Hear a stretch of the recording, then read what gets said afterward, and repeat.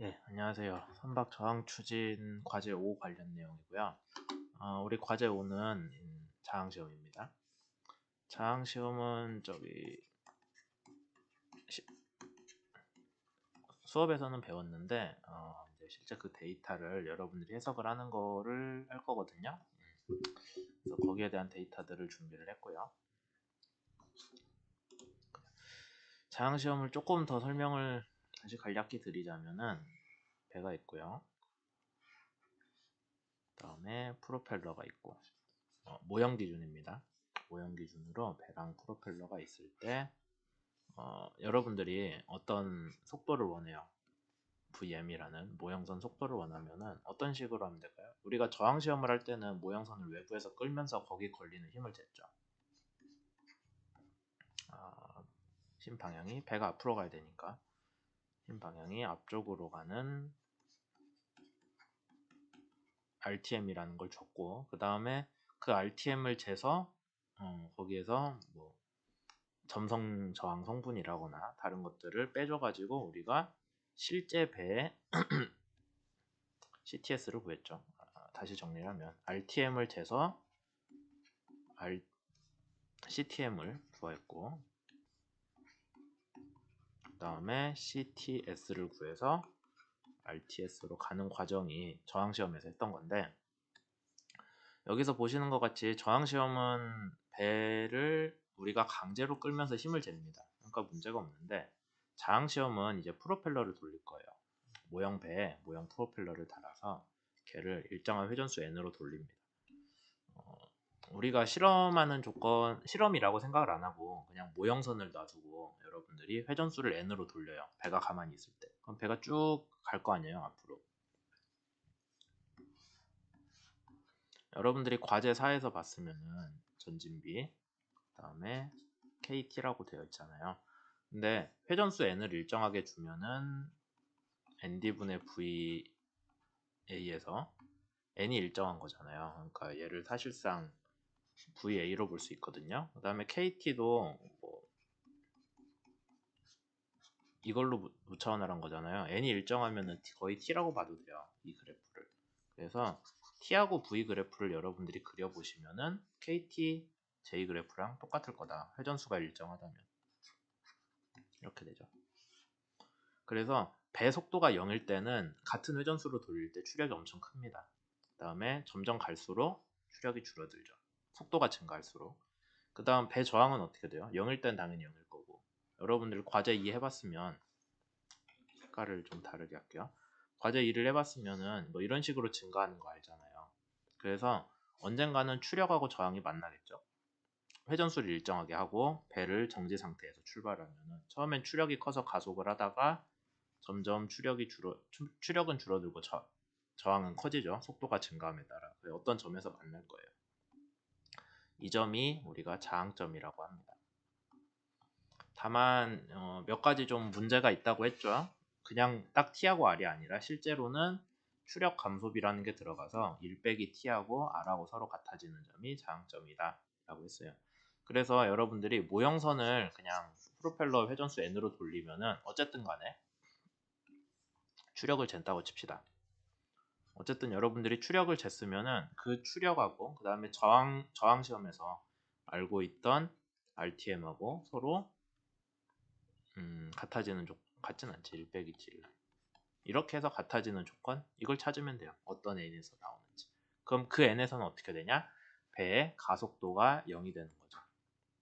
그러니까 배 속도가 일정하게 나오는 조건에서의 n을 찾아서 그때의 t를, 그 다음에 이 속도일 때의 r을 서로 비교를 해주면은 둘이 차이가 나오고 그 차이 값이 추력 감소비다 라는 거죠. 이런 식의 실험 구성을 할 겁니다. 그래서 여러분들이 뭐 실제로 어떻게 실험을 하냐, 뭐 예인수조라는 시설에서 하고 책에 보면 써져 있어요. 근데 우리가 거기에 대한 실습은 할 수 없으니까 그냥 개략적으로만 얘기를 하자면은 배가 일정한 속도로 가기 위해서 일정한 회전수를 돌고 있을 때, 프로펠러를 일정한 회전수로 돌고 있을 때 그때 T하고 Q를 잰다 라는 것만 알고 있으면은 자항시험의 기본 내용은 다 이해가 되는 거고요. 그 다음에 우리가 수업 때 얘기를 했던 것 중에 하나가, 근데 모형선에 대한 장점을 얘기를 한 거고 방금은 모형선이 일정한 속도로 가잖아요. 근데 실제 배는 레이놀즈 수도 다르고 프루드 수는 같지만 레이놀즈 수가 다른데 보면은 여기에서 나온 뭐 t가 있다고 칩시다. 거기에 대해 kt를 구하면은 그게 실제 배의 kt랑 같아요? 그거 모르잖아요 우리가. 모형선의 장점 kt랑 실선의 kt랑 어떤 관계인지 kq는 그거 모르잖아요. 그래서 거기에 대한 해석을 중간에 해주는 게 우리 자항시험 해석에서의 되게 중요한 부분이고, 그 다음에 근본적으로 레이놀즈 수가 모형과 실선이 다르기 때문에 우리가 레이놀즈 수에 대한 보정을 해준다고 했죠. 어떻게 해주냐면은 배를 일정한 속도로 가게 그냥 내버려 두지 않고 배에 대해서 FD, 이게 뭐냐면은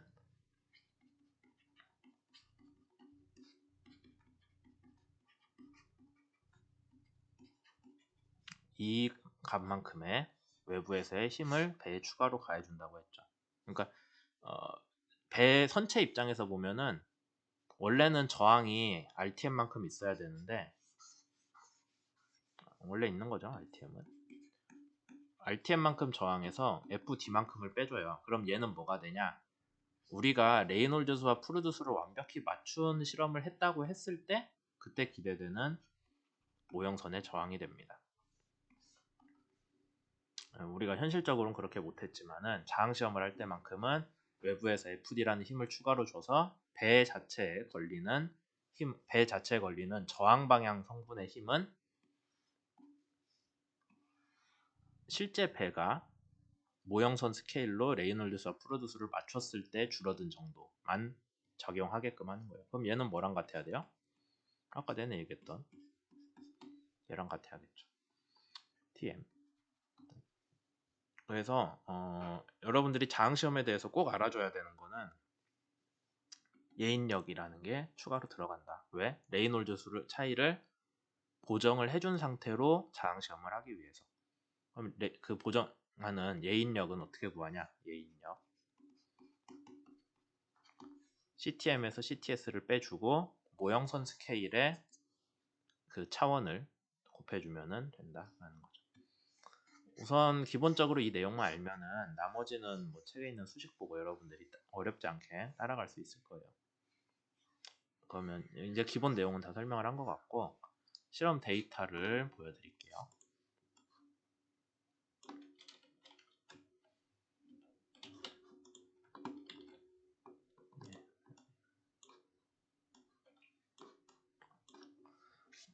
그 사이버 캠퍼스에 그대로 올려놓은 건데, 우선 여러분들이 아셔야 되는 게 자항시험 해석을 하려면은 저항시험이랑 똑같이 같은 모형선 썼어요. 같은 모형선 스케일을 갖고요. 추진기도 그 프로펠러 단독 시험에 썼던 거랑 똑같은 스케일로 넣었습니다. 0.25m가 모형 지름이에요. 그 다음에 한 가지 좀 헷갈릴까봐 따로 써줬는데, 저항 시험할 때 제가 선체 치수에 D라고 쓴 걸 현기피라고 드렸는데, 추진기 시험이나 아니면 자항 시험에서는 현기피가 아무 사용이 안 되잖아요. 물론 저항 시험에서도 현기피는 안 썼어요. 신경 쓰지 마시고 D를 지름으로 해서 수식에 넣어 주십시오. 그런 것들이 있고, 그래서 우선 여기까지 여러분들이 알고 계시면 되고요. 다시 모형선을 그려봅시다.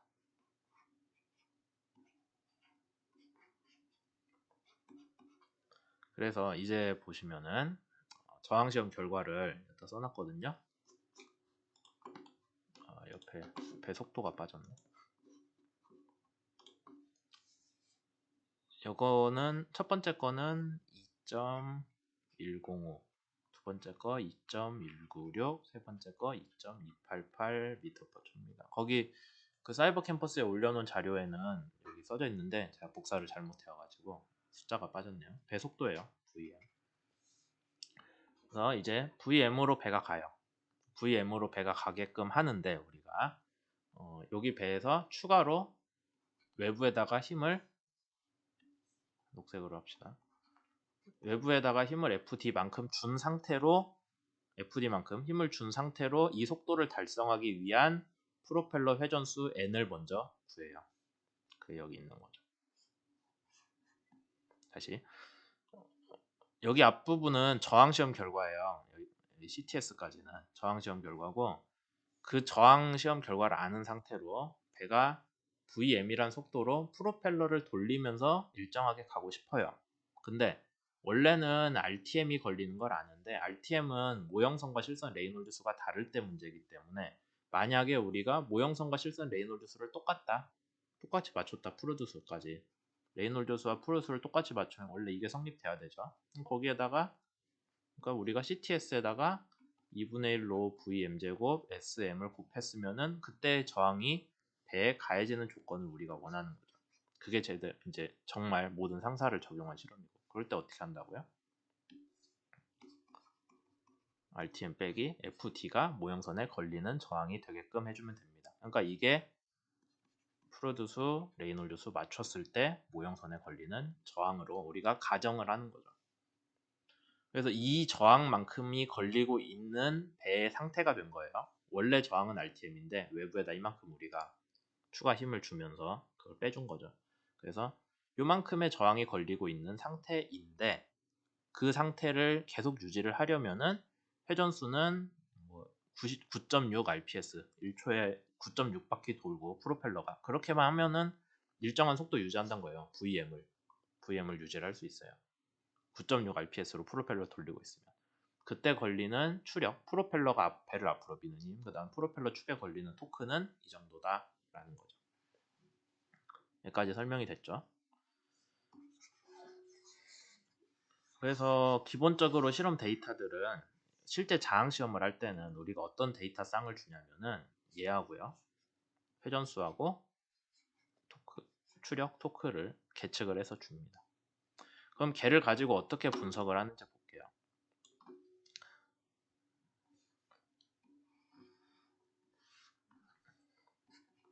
추진기의 단독 성능 곡선을 먼저 그려요. KT를. 그 다음에 우리가 자항 시험을 실제 그 추진기 단독 성능 곡선이 있으니까 그걸 가지고 해보죠.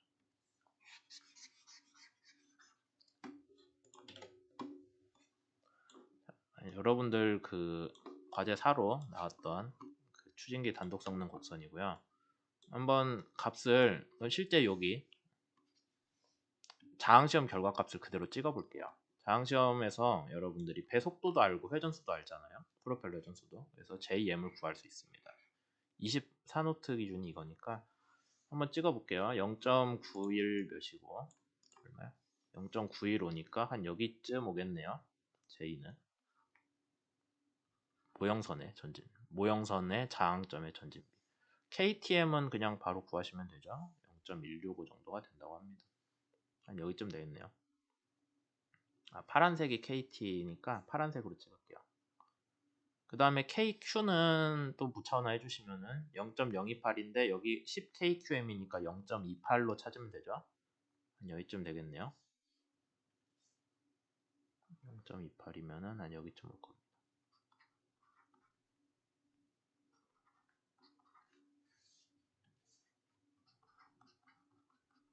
이런 식으로 두 개의 점을 찍을 수가 있죠. 이해됐죠?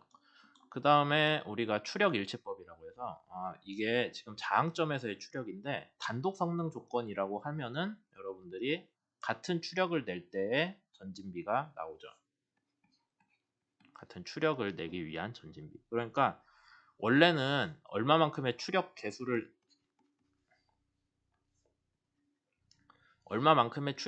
내기 위해서 필요한 전진비는 JA예요. 근데 그건 이제 알겠죠. 단독 조건이랑 비교해서. 단독 조건에서는 이렇게 얻어지는데 같은 KT인데 배 뒤에서 작동을 하니까 배 기준으로는 전진비가 JM이 나와줘야 되는 거예요. 그럼 우리가 어떻게 이해를 할 수 있어요? 회전수 같죠. 프로펠러 지름 같죠. 그러니까 얘는 실제 배 추진기에 들어오는 VA랑 VM의 차이만큼으로 인해서 같은 추력을 내기 위한 전진비가 단독 조건이랑 배 뒤에서 움직이는 자항 조건이랑 다르구나 라는 걸 알 수 있고요. 그래서 우리가 모형선의 전진비에서 단독 조건 전진비를 빼주고 모형선의 전진비로 나눠주면은 걔가 식이 뭐랑 같냐면은 n이랑 d는 다 똑같기 때문에 이렇게 되고 얘가 1 빼기 그냥 W지. 그냥 반류비 W가 됩니다. 근데 모형선에 대한 거잖아요. 그 다음에 추력이 일치하는 상태에서의 전진비를 비교했기 때문에 T라고 써줘요. 그러면 추력 말고 토크가 같은 토크가 얻어지는 전진비를 구해서 해도 되지 않나요? 라고 물어볼 수 있어요. 그렇게 하는 거는 이제 토크 일치법이라고 하는데 실제로는 잘 안 써요. 왜냐하면 모형이랑 실선에서 토크가 좀 많이 오락가락 하거든요. 실제 모형 실험은 토크가 좀 정확히 안 재질 때도 있고 그 다음에 토크가 오히려 레이놀드 수에 더 민감하기 때문에 우리는 가능한 그냥 추력 일치법이라고 해서 레이놀드 수에 큰 영향을 안 받는 그렇게 추력 일치법을 사용을 합니다. 어쨌든 간에 이렇게 계산해서 WTM을 구할 수 있고 그러면은 1 빼기 WTM에다가 V 모형선이네. 전진 속도를 곱하면은 실제 추진기의 전진 속도가 계산이 나오죠. 즉 보면은 둘이 이거 같다는 거 알 수 있어요. 그렇게 해서 WTM을 구합니다. 여기 있네요. WTM. 그 다음에 또 추가로 뭘 구하냐? 아까 추력 감소비 T는 어떻게 구하는지 얘기했죠. 추력 빼기 배의 저항이에요. 원래는 이렇게 쓰죠. R. 근데 우리 지금 자항 시험에서는 R이 어떻게 나왔어요? FT만큼 점성 차이만큼은 우리가 외부에서 끌어다 주기로 했잖아요. 그래서 이렇게 나오고 그 다음에 T가 일로 가면은 얘가 여기 나오죠. 그러면은 T는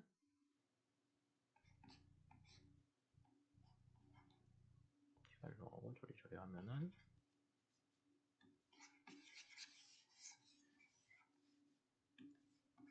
추력 감소비는 실제 추력 빼기 우리가 제대로 했다고 했을 RTM이지.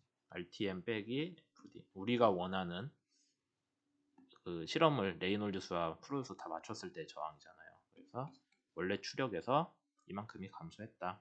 거죠. 이 식 다시 전개해 주시면은 1 빼기 T는 1 빼기 T 곱하기 1 빼기 T 곱하기 대문자 T는 RTM 빼기 FT가 나오는 거 알 수 있을 거예요. 네. 그래서 이런 식으로 반류비를 추력 감소비도 구할 수 있습니다. 얘는 반류비죠. W가 반류비, 얘는 추력 감소비. 그 다음에 에타 R은 어떻게 구하냐? 아까 JA 구했잖아요. JA에서 대응되는 이걸 KQ를 다시 구해요. KQ를. 근데 여기서 KQ는 KQTM이라고 씁니다. 왜냐하면은 추력 일치법으로 구한 모형선 스케일의 토크 계수이기 때문이에요. 그래서 여기하고 아까 우리 실제 자항 시험에서 구했던 직접 쟀던 토크 계수 있잖아요. 그 둘을 비교를 해서 그 비율을 에타 R이라고 해서 상대 회전율이라고 쓰죠.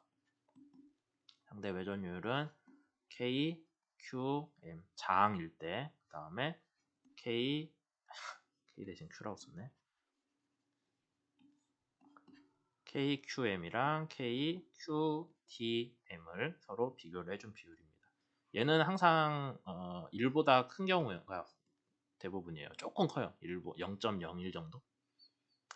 우리 데이터도 보면 그렇죠. 그게 무슨 뜻이냐면은 같은 추력을 내기 위해서 같은 전진비나 같은 조건에서 같은 전진비는 아니구나. 그냥 같은 추력을 내기 위한 조건이라 칩시다. 같은 회전수에서 같은 추력을 내기 위해서 필요한 토크가 모형선 뒤에서 돌 때가 단독 조건보다 더 작다라고 여러분들이 알아둬야 돼요.